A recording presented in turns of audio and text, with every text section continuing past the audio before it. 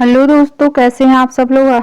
आशा करते हैं अच्छे होंगे। स्वागत है आप सबका एजुकेशन चैनल पर, जिसमें हम देख रहे हैं बाल महाभारत कथा कक्षा 7। वीडियो को देखने के लिए चैनल को लाइक शेयर सब्सक्राइब कर लीजिए। आइए पढ़ते हैं इस वीडियो के माध्यम से आगे के पाठ को।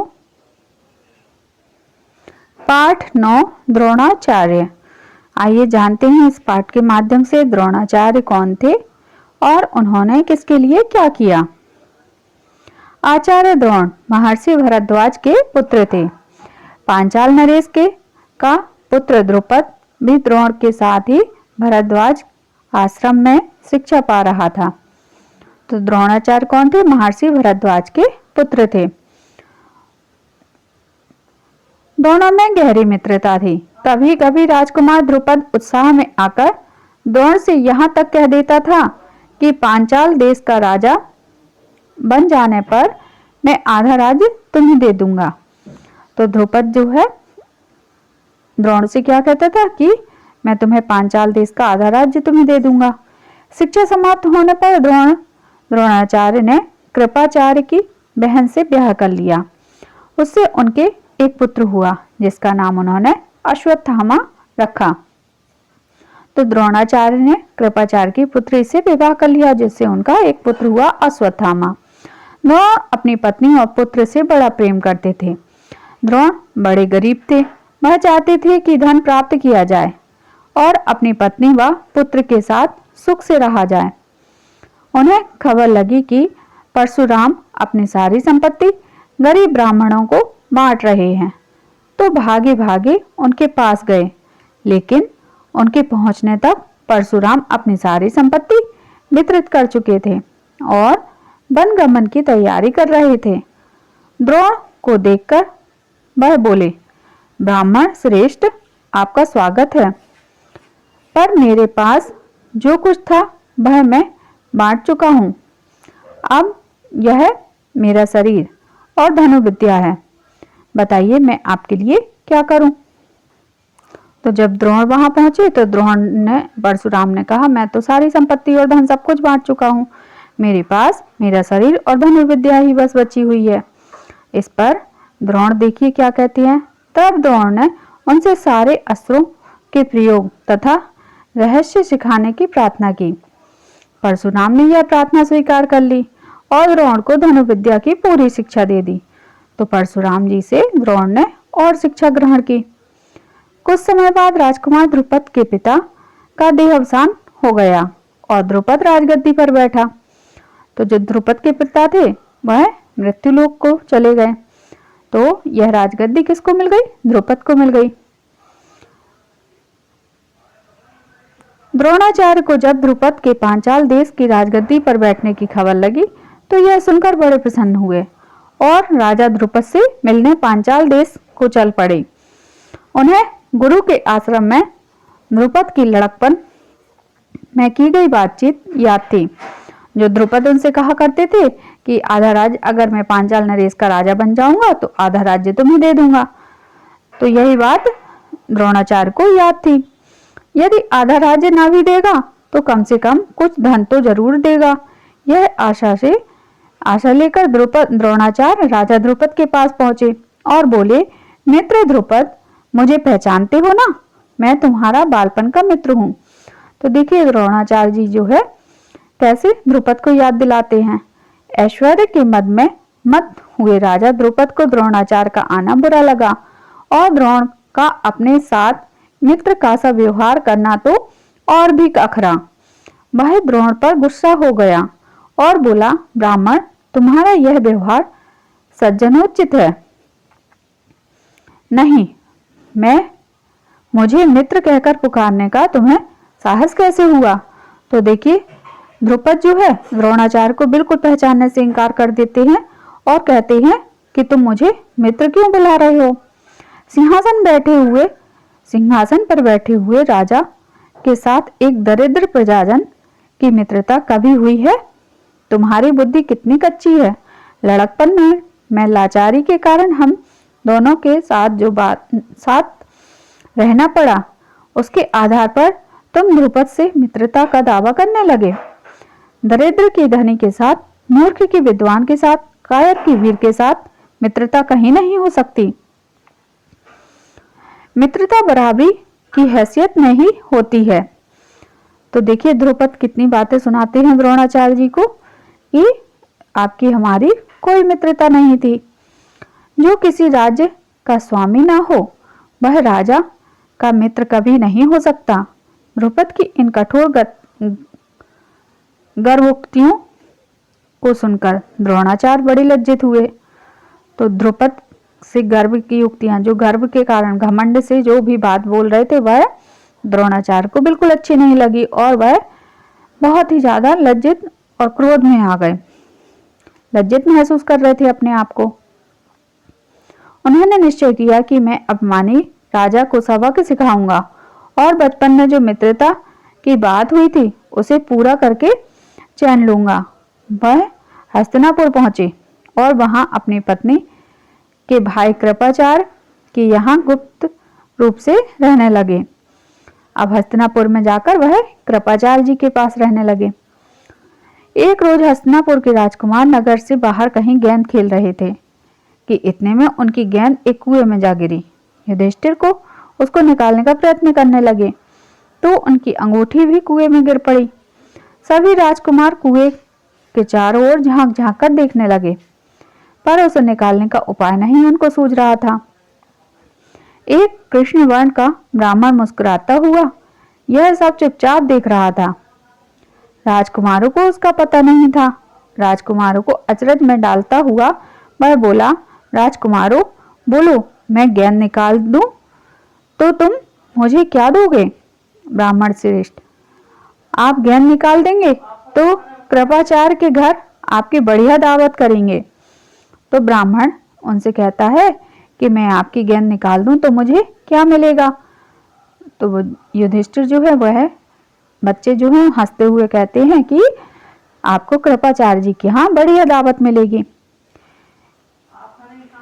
तब द्रोणाचार्य ने पास में पड़ी हुई सीख उठा ली, उसे पानी में फेंका। सीख गेंद को ऐसे लगी जैसे तीर और फिर इस तरह लगातार कई सीखें वे कुएं में डालते गए।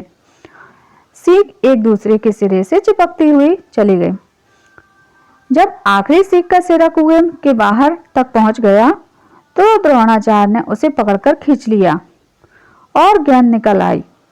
सब राजकुमार आश्चर्य से यह करतब देख रहे थे। उन्होंने ब्राह्मण से विनती की कि युधिष्ठिर की अंगूठी भी निकाल दीजिए। तो देखिए जो ब्राह्मण थे उन्होंने एक युक्ति के द्वारा वह गेंद बाहर निकाल दी और जब गेंद बाहर निकल गई तो बच्चे जो है अंगूठी के लिए प्रार्थना करने लगे कि युधिष्ठिर की अंगूठी भी निकाल दीजिए। द्रोणाचार्य ने तुरंत धनुष चढ़ाया और कुएं में तीर मारा। पल भर में बाण अंगूठी को अपनी नोक में लिए हुए ऊपर आ गया। द्रोणाचार्य ने अंगूठी युधिष्ठिर को दे दी। यह चमत्कार देखकर राजकुमारों को और भी ज्यादा अचरज हुआ। तो देखिए ब्राह्मण जो थे द्रोणाचार्य जी थे और द्रोणाचार्य जी ने तो सारी शास्त्र विद्या किससे ली थी? परशुराम जी से। तो उन्होंने ऐसा बाण चलाया कि जिससे वह अंगूठी भी बाहर आ गई। यह देखकर राजकुमार और भी अचरज में आ गए। उन्हें बहुत आश्चर्य हुआ। उन्होंने द्रोण को आगे आदर पूर्वक से नवाया। द्रोण के आगे आदर पूर्वक से नवाया और हाथ जोड़कर पूछा, महाराज हमारा परिणाम स्वीकार कीजिए और हमें अपना परिचय दीजिए कि आप कौन हैं? हम आपकी क्या सेवा कर सकते हैं? हमें आज्ञा दीजिए। तो अब जो है राजकुमार जो है उनका आदर सम्मान करते हुए उनका परिचय पूछते हैं। द्रोणाचार्य ने कहा, राजकुमारों यह सारी घटना सुनाकर पितामह भीष्म से ही मेरा परिचय प्राप्त कर लेना। अब जो है द्रोणाचार्य जी अपना परिचय खुद ना देकर कहते हैं कि तुम मेरे बारे में इतना ही बताना कि कैसे कैसे मेरे साथ घटना हुई, कैसे गेंद बाहर मिली, कैसे अंगूठी बाहर मिली, इतनी घटना को तुम पितामह से कहना। इतने में ही पितामह आपको मेरा परिचय दे देंगे। राजकुमारों ने जाकर पितामह भीष्म से को सारी बात सुनाई तो भीष्म ताड़ गए कि हो ना हो वे सुप्रसिद्ध आचार्य द्रोण ही होंगे। यह सोचकर उन्होंने निश्चय कर लिया कि अब तो राजकुमारों की अस्त्र शिक्षा द्रोणाचार्य के ही हाथों पूरी कराई जाएगी। बड़े सम्मान से उन्होंने द्रोण का स्वागत किया और राजकुमारों को आदेश दिया कि वे गुरु द्रोण से धनुर्विद्या सीखा करें। कुछ समय बाद राजकुमारों की शिक्षा पूरी हो गई तो द्रोणाचार्य ने उनसे गुरु दक्षिणा में के रूप में पांचाल राज द्रुपद को कैद कर लाने के लिए कहा। तो देखिए, उन्होंने पांडवों को शिक्षित किया और शिक्षित करने के बाद पांचाल नरेश से बदला लेने का सोचा और पांचाल नरेश को कैद कर लाने को द्रुपद को कैद कर लाने को बोला। उनकी आज्ञा अनुसार पहले दुर्योधन और कर्ण ने द्रुपद के राज्य पर धावा बोल दिया, पर पराक्रमी द्रुपद के आगे भी न ठहर सके। हार कर वापस आ गए। तब द्रोण ने अर्जुन को भेजा। अर्जुन ने पांचाल राज की सेना को तहस नहस कर दिया और राजा द्रुपद को उनके मंत्री सहित कैद करके आचार्य के सामने ला खड़ा कर दिया। तो पहले कर्ण ने द्रुपद का सामना किया तो वह तो उनको न हरा सके, लेकिन अर्जुन उनको कैद करके द्रोण के पास ले आया। द्रोणाचार्य ने मुस्कुराते हुए द्रुपद से कहा, हे वीर, डरो नहीं, किसी प्रकार की विपत्ति की आशंका न करो। लड़कपन में मैं तुम्हारी हमारी मित्रता थी, साथ साथ खेलते कूदते उठते बैठते थे। बाद में जब तुम राजा बन गए तो ऐश्वर्य मद में आकर तुम मुझे भूल गए और मेरा अपमान किया। तुमने कहा था कि राजा ही राजा के साथ मित्रता कर सकता है, इसी कारण मुझे युद्ध करके तुम्हारा राज्य छीनना पड़ा, परंतु मैं तुम्हारे साथ मित्रता ही करना चाहता हूँ, इसलिए आधा राज्य तुम्हें वापस लौटा देता हूँ, क्योंकि मेरा मित्र बनने के लिए भी तो तुम्हें राज्य चाहिए ना। मित्रता तो बराबरी की हैसियत वालों में होती है। तो यहाँ द्रोणाचार्य जी जो है द्रुपद को द्रुपद की भाषा में ही सबक सिखाते हुए उसको आधा राज्य देकर उसको अपमानित करते हुए बताते हुए कि तुमने मुझसे कहा था कि दोस्ती बराबरी वालों में होती है, तो अब आधा राज्य तुम्हारा और आधा राज्य मेरा, दोनों में बराबरी हो गई है। द्रोणाचार्य ने इसे अपने अपमान का काफी बदला समझा और उन्होंने द्रुपद को बड़े सम्मान के साथ विदा किया। इस प्रकार राजा द्रुपद का गर्व चूर चूर हो गया, लेकिन बदले से घृणा दूर नहीं होती। किसी भी अपमान को ठेस लगने पर जो पीड़ा होती है उसे सहन करना बड़ा ही दुखकारी होता है, कठिन होता है। द्रोण से बदला लेने की भावना द्रुपद के जीवन का लक्ष्य बन गई। उसने कई कठोर व्रत और तप इस कामना से किए कि उसे ऐसा पुत्र हो जो द्रोण को मार सके, साथ ही एक ऐसी कन्या हो जो अर्जुन को ब्याही जा सके। आखिर उसकी कामना पूरी हुई। उसके धृष्टद्युम्न नाम का एक पुत्र हुआ और द्रौपदी नाम की एक कन्या हुई। आगे चलकर कुरुक्षेत्र की रणभूमि में अजय द्रोणाचार्य इसी धृष्टद्युम्न के हाथों मारे जाते हैं। तो देखिए, बदले की भावना किसी में भी हो अच्छी नहीं होती है।